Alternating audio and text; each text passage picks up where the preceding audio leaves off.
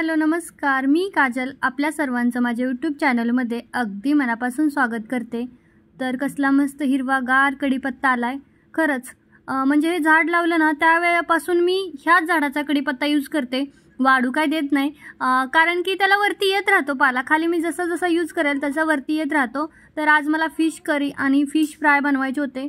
सकाळी आमच्या तिघांचं डिस्कशन चाललं होतं की नेमकं कोणाच्या आवडीचं आणायचं। मी तर सांगितलेलं काय नाही, व्हेज पण चालतंय आज, कारण की अशी काय मला एवढी जास्त इच्छा नव्हती। पण ह्या दोघांचं झालं होतं, ह्यांना खायचं होतं मटण आणि रुद्र म्हटलं मला फिश खायचेत। तर आता करायचं कोणाच्या आवडीचं असं चाललं होतं। शेवटी ते म्हटले ठीक आहे रुद्रच्याच आवडीचं आणू, कारण की ना रुद्रला फिश जास्त आवडतात। तो मटण चिकन फक्त ते लॉलीपॉप असतात ना तेच खातो, दुसरे काही खात नाही। एकदम सिंपल पद्धतीने इथं मी फ्राय करते बघा, काहीच नाही, घरगुती मसाले वापरते, आले लसूण पेस्ट, कॉर्नफ्लावर, थोडासा रवा टाकते।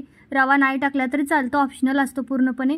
आणि त्यानंतर मग थोडा वेळ साईडला ठेवून द्यायचं 10-15 मिनटं। लगेचच फिश तळायची नाही बरं का, नाहीतर ना एवढे टेस्टी नाही होत। आपण जे मिश्रण त्याला लावलेलं असतं मीठ वगैरे ते जास्त मुरलं ना आतपर्यंत की छान टेस्ट येते। फिशचं कसं असतं माहिती आहे, पहिलं तर मी अजिबात वाससुद्धा घेत नव्हते। ज्यावेळी माझं लग्न झालं ना त्यावेळी आमच्या सासरी म्हणजे भरपूर करतात, सारखं असतं फिश वगैरे ते। तर मला आमच्या म्हणजे माझ्या सासूबाई करायला सांगायच्या, तर मी हात पण नाही लावायची, इतकी लांब लांब पळायची की नाही, वास पण नव्हती घेत, बिलकुलसुद्धा नव्हती। ह्यांना पण माहीत आहे, कोणी मला करायला सांगायचं तर लांबच, त्याचं मी घरात आणलं की मी त्याच्यापासून लांब जायची, इतका मला म्हणजे वास यायचा फिशचा। मी लग्न झाल्यानंतर पण 1-1.5 वर्ष नसेल खाल्लं। नंतर काय झालं ना, मी इकडं आले, इकडनं पुन्हा गावाला गेले, कॉलेज हे ते, त्याच्यानंतर रुद्र झाल्याच्या नंतर पुन्हा आम्ही इकडं आलो आणि तो हॉलमध्ये होतो पहिल्यांदा। तर जवळपास 2.5 वर्ष नसेल खाल्लं मी लग्न झाल्याच्या नंतर। आणि त्याच्यानंतर पुन्हा दमंड आले आणि ते एका मैत्रिणीकडे गेले, आम्हाला तिनं जेवायला बोलावलं होतं घरी, म्हणजे तानाजीचा ह्यांचा मित्र होता, तर त्यांनी जेवायला बोलावलं होतं आणि त्यांनी फिशचाच बेत केला होता। मग आता ती असं गेल्यानंतर पाहुण्यांच्यात कसं नाही खायचं ना, कसं सांगायचं की मी खात नाही असं तसं। तर तिने मला ते फ्राय केलेलं 1-2 पीस दिले ताटामध्ये। मी पहिल्यांदा 1-2च घेतले, थोडेच ते म्हटले एखादा घास खाते, तर खाल्ले आणि मला ते इतके जास्त आवडले ना की तिच्याकडून मी रेसिपी घेतली आणि वेगवेगळ्या प्रकारचे फिश बनवायला लागले आणि तेव्हापासून म्हणजे माझे फेवरेटच झाले।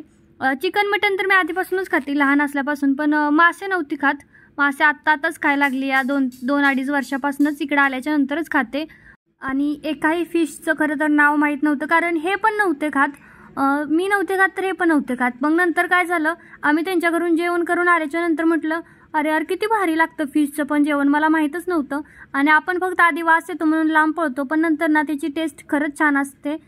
नंतर मी करायला लागले, मला तर फक्त एकच नाव माहीत आहे पापलेट, मला दुसरा कोणताही मासा म्हणजे नावं आहेत बऱ्यापैकी माहीत, पण कशाला कोणत्याचं काय नाव आहे ना हे माहीत नाही। हे जे पण घेऊन येतील ना ते मी करत असते। आणि मी करायच्या नंतर लागल्यानंतर ना आता रुद्र पण खूप खातो। मी त्याला चारत नाही, शेवटी बंद करते, कारण ना जास्त खाल्लं तर उलटी वगैरे यायची शक्यता असते। पण तो जोपर्यंत फिश फ्राय केलेले फिश ताटातून संपत नाही तोपर्यंत मम्मा मला चार त्याचं सुरूच असतं। आणि मग त्याला मी पहिल्यांदा चारून घेते वेगळं, कारण ना काटे असतात, मग मी पण सोबत खायला लागली ना तर वेळ खूप जातो, एकच घास रेडी करेपर्यंत किती वेळ जातो। तर इथं माझ्या चपाती वगैरे झाल्या होत्या, मग म्हटलं चपाती केल्याच्या नंतर आता फिश फ्राय करून घेऊया। फिश म्हणजे मी डीप फ्राय करणार आहे, शॅलो फ्राय पण छान लागतात। बऱ्याच कमेंट येतात की फक्त शॅलो फ्राय करायचं, तर असं नाही आहे की फक्त डीप फ्रायच करते कंटिन्यू, कधी कधी शॅलो फ्राय पण करते, कधी डीप फ्राय पण करते, जसं मनात येईल तसं। आणि इथं मी जास्त पण वरचं जे कोटिंग असतं ना जास्त पण यूज नाही करत, नाहीतर मग ते भाज्यासारखं लागतं, थोडंसंच कोटिंग यूज करायचं। आणि त्यानंतर मग आम्ही आज संध्याकाळी बाहेर निघालो होतो, जेवण वगैरे झालं, दुपारी खूप लेट जेवण झालं आणि मग म्हटलं चला भाजी वगैरे घेऊन येऊ, कारण की ना आम्हाला रेनकोट घ्यायला जायचं होतं, तर तो तर प्लॅन चेंजच झाला। हे म्हटले राहू दे मी येता येता घेऊन येतो, तर म्हटलं ठीक आहे बरं झालं, तेवढं तर एक काम कराल। तर त्याच्यानंतर बीचला म्हटलं जाऊ, भाजी घ्यायला जाणार होतो पण बीचला जायचा मध्येच प्लॅन झाला, म्हटलं थोडा वेळ खेळू म्हणजे रुद्र खेळेल, आम्ही फक्त बसतो। आणि रुद्र ना आम्ही जर समजा 7ला गेलो तर 8, 8:30, 9, 10 जरी म्हटलं ना तरी तो बसतो, कारण त्याला ना मातीत खेळायला खूप आवडतं। खरं तर जवळच बीच आहे, रोजच घेऊन जायला पाहिजे, पण काय जमत नाही, घरच्या कामातून आपण पण थकून जातो। तसं रुद्र तर थकत नाही, पण त्याला घेऊन कोण जायचं हा प्रश्न आहे। ते पण येतात, थकून येतात, आणि आता तर त्यांना जास्त करून फर्स्ट शिफ्टच लागते, त्यामुळे सकाळी जा संध्याकाळी 7-7:30ला या, त्यामुळे त्यांचा पण ओव्हरलोड काम होतंय आणि माझं पण. तिथून निघून जाते लगेच. चल आता.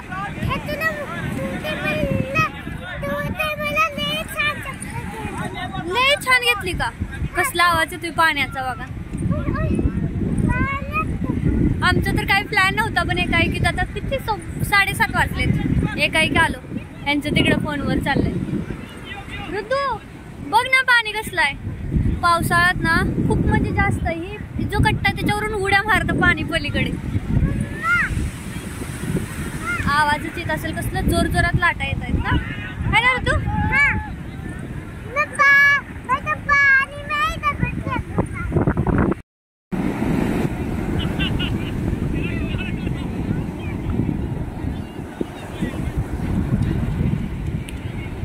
ये ना.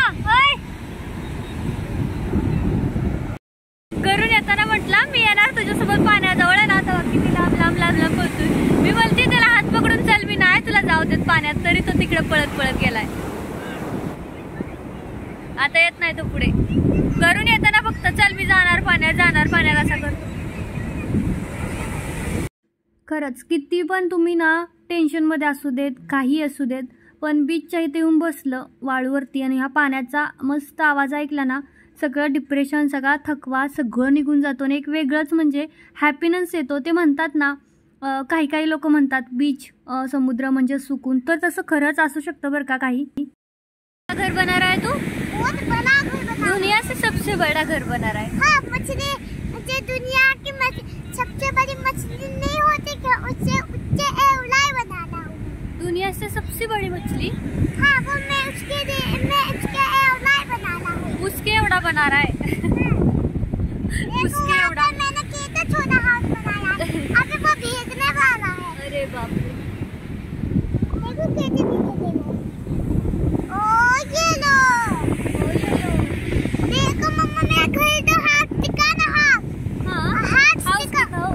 देख तेरा हाउस दिख भी नहीं रहा अंधेरे में. देखो बहुत.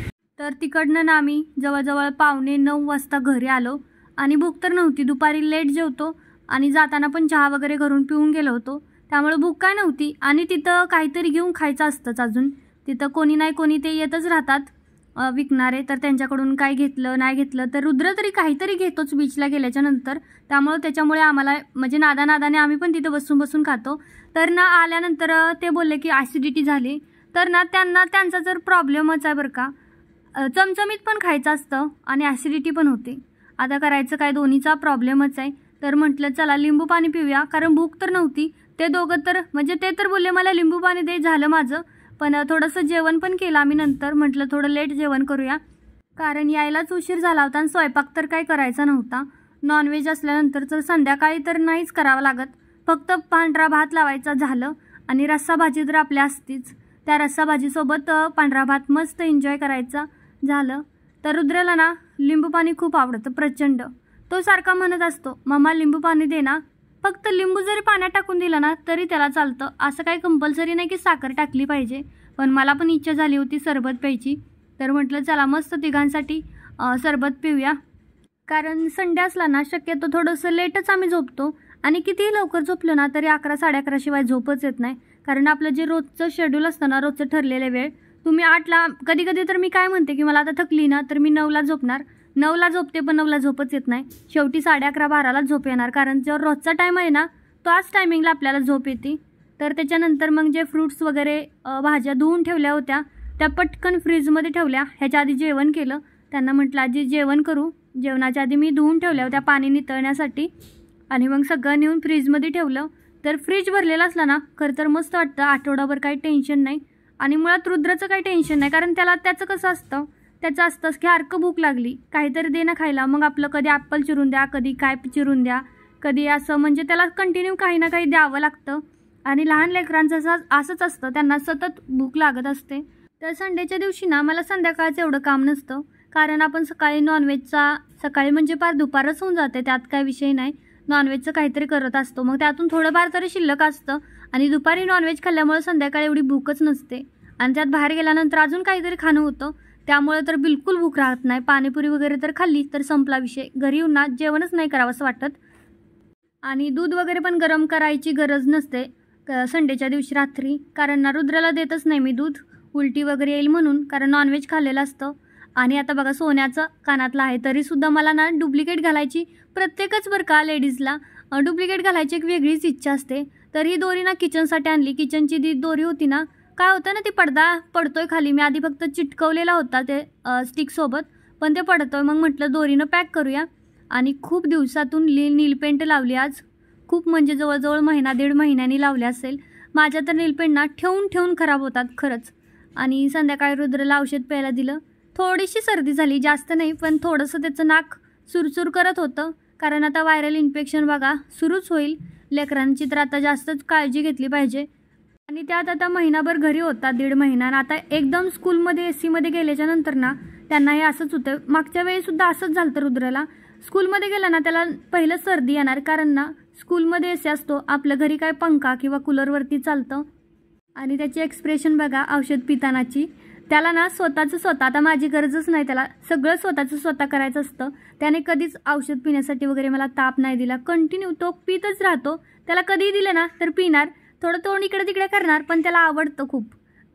तर बघा पाणी वतून पुन्हा धुवून पितोय आणि बॉटललासुद्धा झाकण लावणार, सगळं त्याचं करणार. पण तेही कधी मनात आलं तर, सारखं नाही कंटिन्यू.